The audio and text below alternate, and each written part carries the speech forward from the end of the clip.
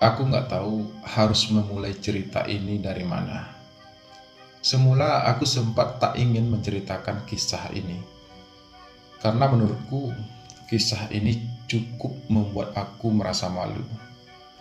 Tapi aku butuh tempat untuk mencurahkan semua ini. Dan disinilah aku akan menceritakan semuanya. Kisah ini berawal dari perkenalanku dengan seorang cowok tampan bernama Karimi. Ia berasal dari Malaysia. Karimi kuliah di Indonesia sudah 2 tahun. Sementara aku mengenalnya baru beberapa bulan yang lalu. Aku kenal Karimi karena kebetulan kami punya hobi yang sama, yakni main futsal. Setelah tahu kalau Karimi juga kuliah di kampus yang sama denganku, aku pun semakin dekat dengannya. Kedekatan kami telah menumbuhkan sebuah rasa di hatiku, rasa ingin memilikinya. Ya, aku jatuh cinta pada Karimi. Bukan saja karena wajahnya yang tampan dan postur tubuhnya yang kekar, tapi juga karena sifatnya yang ramah dan sedikit humoris. Karena merasa tertarik dengan Karimi, aku pun semakin ingin mengenalnya lebih dekat lagi. Karimi kos di sebuah tempat kos yang khusus di sana hanya ada anak-anak Malaysia. Dan Karimi punya kamar kos sendiri di sana. Aku sendiri juga sebenarnya tinggal di sebuah rumah kos, tak jauh dari tempat kos Karimi. Karena itu, aku jadi sering berkunjung ke tempat kos Karimi. Dari Karimi akhirnya aku tahu kalau ia adalah anak sulung dari 5 bersaudara. Kedua orang tuanya bekerja sebagai guru di Malaysia sana. Aku sendiri juga anak sulung dari 3 bersaudara. Kedua orang tuaku bekerja sebagai petani di kampung. Semakin mengenal Karimi dan semakin dekat dengannya, aku justru semakin mengaguminya. Keinginan untuk bisa memilikinya pun kian besar tumbuh di hatiku. Dan karena aku sudah tidak mampu lagi memendam semua rasa ini, aku pun akhirnya memberanikan diri untuk mengungkapkan perasaanku pada Karimi. Aku suka sama kamu, Karimi. Aku jatuh cinta sama kamu. Ucapku dengan penuh keberanian. Aku tak peduli lagi, sekalipun Karimi akan membenciku karena ini. Aku tak peduli, sekalipun Karimi akan menjauh dariku. Yang penting aku telah mengungkapkan perasaanku yang sebenarnya pada Karimi. Kamu yakin, Rama? Di luar dugaanku, Karimi justru bertanya seperti itu. Iya, aku yakin, balasku pelan. Tapi kita baru beberapa bulan saling kenal, Ram. Kamu yakin itu cinta? Karimi berucap lagi dengan sedikit bertanya. Tidak butuh waktu lama untuk kita menyadari perasaan kita terhadap seseorang, Karimi. Dan aku sangat yakin dengan perasaanku. Pertanyaannya adalah, apa kamu bersedia menjadi pacarku? Balasku kemudian.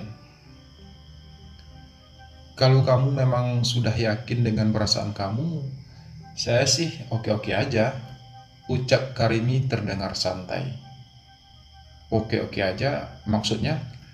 Tanyaku penasaran. Ya, saya mau aja, karena sebenarnya saya juga suka sama kamu, balas Karimi. Dan hatiku bersorak senang mendengar hal tersebut. Aku memang benar-benar mencintai Karimi dan aku ingin sekali bisa memilikinya. Jadi mulai sekarang kita pacaran kan? Tanyaku sekedar meyakinkan diriku sendiri. Iya, jawab Karimi singkat, namun mampu membuat aku tersenyum bahagia.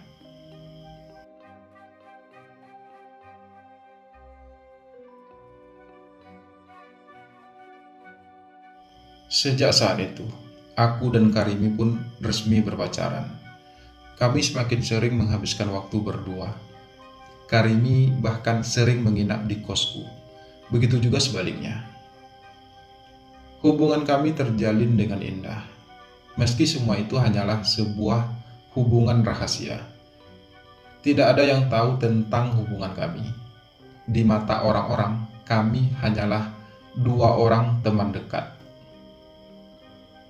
Aku merasa bahagia bisa mendapatkan cinta Karimi. Hidupku jadi penuh warna. Aku jadi punya tempat untuk bermanja.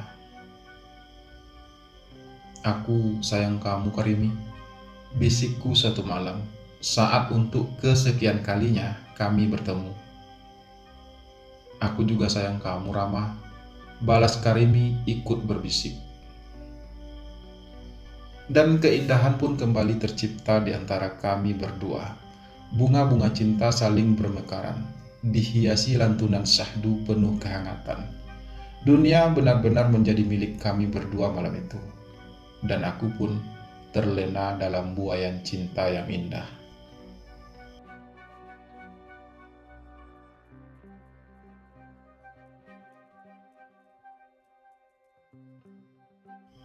Hampir setahun hubunganku dan Karimi terjalin, dan kebahagiaan demi kebahagiaan terus menghiasi hari-hariku. Namun hidup bukan hanya tentang bahagia. Selalu saja ada hal-hal yang membuat kita akhirnya terluka. Begitu juga kisah cintaku bersama Karimi. Berawal dari akhirnya aku tahu kalau Karimi juga punya pacar selain aku. Hal itu aku ketahui ketika suatu malam aku ingin berkunjung ke kos Karimi. Sengaja malam itu aku tidak mengabari Karimi terlebih dahulu karena aku ingin memberi kejutan padanya. Tapi justru yang terjadi sungguh di luar dugaanku. Saat aku hendak mengetuk pintu kamar kos Karimi, aku mendengar Karimi sedang berbicara dengan seseorang di dalam kamarnya. Aku juga sayang kamu, Dion. Begitu kalimat pertama yang aku dengar dari suara Karimi di dalam kamarnya. Tapi kamu mulai berubah akhir-akhir ini, Karimi.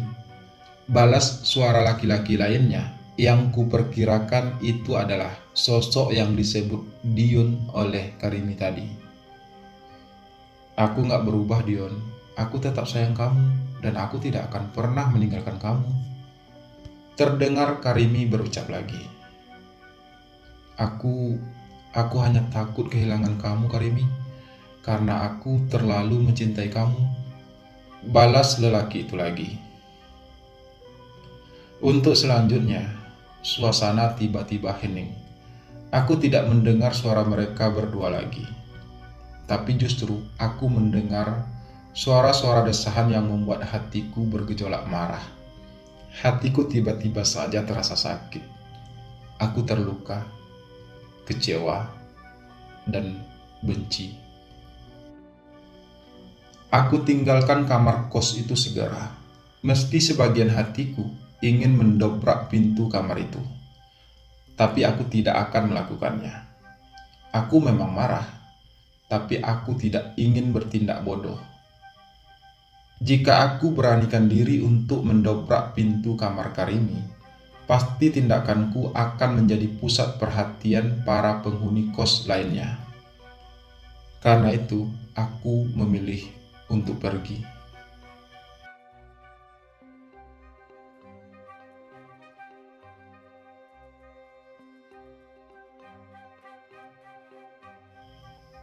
Siapa Dion? Tanyaku sedikit lemas. Setelah semalaman aku mencoba menahan diri untuk tidak bertanya hal tersebut pada Karimi. Pagi itu aku sengaja mengajak Karimi bertemu di sebuah taman. Dion? Dion siapa? Karimi balik bertanya, berlagak tidak terjadi apa-apa. Kamu gak usah pura-pura lagi, Karimi. Semalam aku ke kos kamu dan aku mendengar semuanya. Ucapku menahan suara. Karimi sedikit melirikku, mengerutkan kening dan kemudian berpaling muka. Oh, hanya itu yang keluar dari mulutnya. Jawab aku, Karimi, ucapku akhirnya. Aku harus jawab apa? Jika kamu memang sudah mendengar semuanya, harusnya kamu tidak perlu bertanya lagi. Balas Karimi sedikit kasar. Kenapa kamu marah?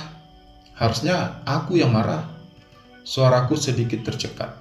Emosiku semakin memuncak. Apalagi melihat reaksi Karimi yang seperti tidak merasa bersalah.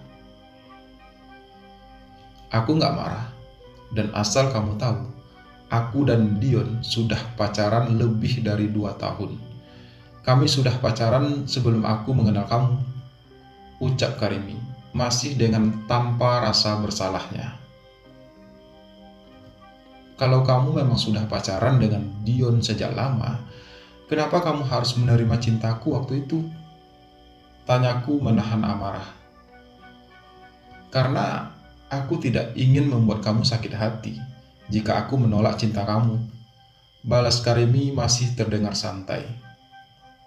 Lalu dengan begini, kamu pikir aku gak bakal sakit hati? Tanyaku sedikit geram. Kalau kamu gak menguntit di kamarku tadi malam, pasti hubungan kita masih baik-baik aja kan? Balas Karimi yang membuatku semakin kesal. Lagian apa pentingnya sih membahas ini? Kalau kamu memang mencintaiku, harusnya kamu bisa menerima kenyataan ini. Kenyataan kalau kamu hanya jadi yang kedua bagiku, tidak lebih. Karimi melanjutkan ucapannya tanpa pedulikan reaksi kekesalanku padanya. Kamu jahat, Karimi. Aku gak nyangka aja. Ucapku akhirnya setelah tidak tahu lagi harus berkata apa. Sikap Karimi benar-benar membuat emosiku membludak. Tapi aku tidak tahu lagi bagaimana caranya meluahkan semua kekesalanku padanya. Dan pada akhirnya aku hanya bisa pergi dengan masih membawa kekecewaan dan kekesalanku. Aku hanya tidak menyangka kalau Karimi akan tega melakukan hal itu padaku. Sungguh tidak pernah aku duga kalau Karimi hanya mempermainkanku. Hatiku terasa sakit sekali, perih.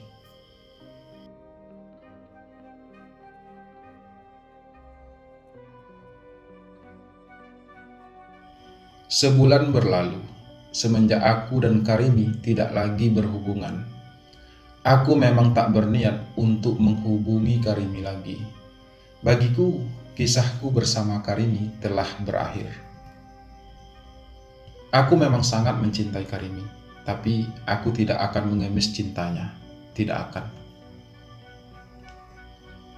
Sebulan, 2 bulan, dan hampir 3 bulan berlalu. Aku mulai bisa melupakan Karimi, menghapus namanya di hatiku. Sampai akhirnya, seorang teman Karimi menghampiriku. Namanya Hendy. Dia salah seorang teman kos Karimi yang juga berasal dari negeri Malaysia. Kamu ramah kan, teman dekat Karimi? Tanya Hendy memulai pembicaraan. Aku hanya mengangguk ringan. Aku tak berniat menyangkal hal tersebut. Karena selama ini, mereka memang hanya tahu kalau aku dan Karimi berteman dekat. Kamu sudah tahu kabar tentang Karimi? Tanya Hendy lagi. Aku hanya menggeleng, bersikap seolah aku tak peduli lagi dan tak mau tahu lagi tentang Karimi. Sebulan yang lalu Karimi pulang ke Malaysia. Ucap Hendy lagi, seakan tak memperdulikan reaksi ketidakpedulianku. Dan terakhir aku mendapat kabar kalau Karimi sudah meninggal dunia, tepatnya 2 hari yang lalu. Lanjut Hendy lagi. Kali ini reaksiku berbeda, kaget, tak percaya. Kutatap wajah Hendy, sekedar meyakinkan kalau aku tidak salah dengar. Kenapa? Tanyaku akhirnya dengan nada bergetar. Aku juga baru tahu kalau ternyata selama ini Karimi mengidap penyakit kanker otak. Dan akhirnya penyakit itu yang membuat ia meninggal.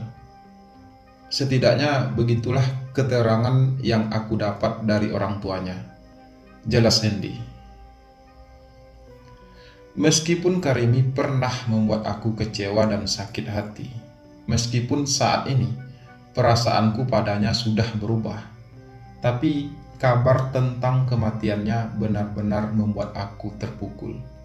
Hatiku tergores kembali dan perih.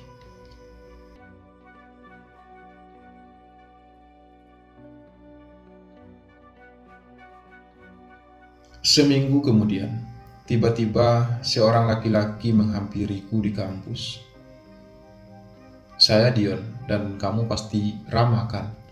ucap laki-laki itu memulai pembicaraan. Aku tak menjawab kalimat tersebut. Aku yakin Dion sudah tahu tentang kematian Karimi, dan aku yakin juga kalau saat ini ia pasti sedang bersedih karena harus kehilangan Karimi. "Saya ingin menceritakan sebuah rahasia sama kamu," ucap Dion lagi, melihat aku hanya terdiam. "Rahasia apa?" tanyaku tanpa selera. "Sebenarnya aku dan Karimi tidak punya hubungan apa-apa. Aku bukan pacar Karimi," ucap Dion pelan. "Maksud kamu?" tanyaku dengan nada heran. "Aku hanya dibayar oleh Karimi untuk berpura-pura menjadi pacarnya. Malam itu, Karimi tahu kalau kamu akan datang ke kosnya. Karena itu, ia memintaku untuk berpura-pura sedang berpacaran dengannya," ucap Dion pelan. Mulanya aku gak tahu untuk apa Karimi melakukan semua itu. Tapi setelah aku mendengar kabar tentang kematiannya, aku mulai mengerti mengapa ia ingin kamu membencinya. Dion melanjutkan, "Maksud kamu, Karimi sengaja melakukan hal itu supaya aku membencinya dan aku gak bakal sedih ketika mendengar kabar kematiannya?" tanyaku lebih kepada diriku sendiri. "Aku rasa begitu, karena kalau bukan itu, apalagi alasannya?" balas Dion. Kepalaku pening tiba-tiba. Jika benar apa yang diceritakan oleh Dion, Karimi berhasil. Karimi berhasil membuat aku membencinya pada saat detik-detik terakhir hidupnya. Tapi ia tidak berhasil untuk membuat aku tidak bersedih dengan kematiannya. "Lalu untuk apa kamu menceritakan ini padaku?" tanyaku akhirnya. "Aku hanya tidak ingin menyimpan rahasia ini selamanya. Menurutku, kamu berhak untuk tahu. Karena kalau tidak, seumur hidup kamu pasti akan menganggap Karimi orang jahat yang dengan tega menyakiti hatimu. Dan lagi pula, kalau aku tahu dari awal itu semua alasannya, aku pasti gak akan mau melakukannya," ucap Dion dengan raut merasa bersalahnya. Dan tiba-tiba saja hatiku merasa perih. Entah bagian mana yang paling menyakitkan dari semua ini. Entah ketika aku mengetahui kalau Karimi hanya mempermainkanku, meski ternyata semua itu hanya sandiwara. Entah ketika aku mendapat kabar tentang kematiannya yang tiba-tiba, atau ketika aku akhirnya tahu kalau Karimi sengaja membuat aku membencinya agar aku tidak bersedih akan kematiannya. Aku benar-benar tidak tahu apa yang aku rasakan saat ini. Semua ini benar-benar di luar dugaanku. Dan aku hanya berharap semoga Karimi tenang di alam sana, terlepas dari apapun yang pernah terjadi di antara kami berdua. Dan begitulah kisah cintaku bersama cowok tampan dari negeri Malaysia. Kisah yang tak indah, tapi penuh makna bagiku.